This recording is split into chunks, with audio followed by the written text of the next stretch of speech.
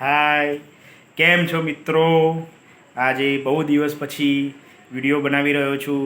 વચ્ચે વિડીયો બનાવ્યા હતા પણ મૂક્યા નથી, એટલે આજે હવે ઈચ્છા થઈ વિડીયો બનાવવા માટે.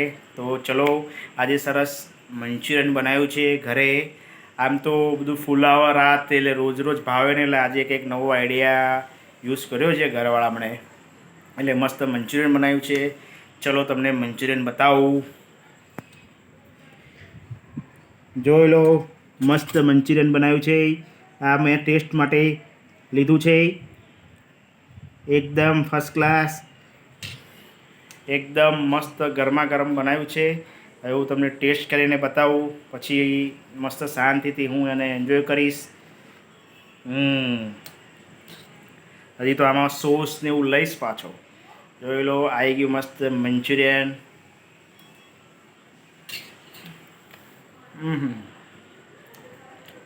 એકદમ સરસ બન્યું છે. ઘરે બનાવ્યું છે એટલે અંદર સોયા સોસ વગેરે બધું નાખ્યું છે, એટલે થોડું ખાટું મીઠું સરસ લાગે છે.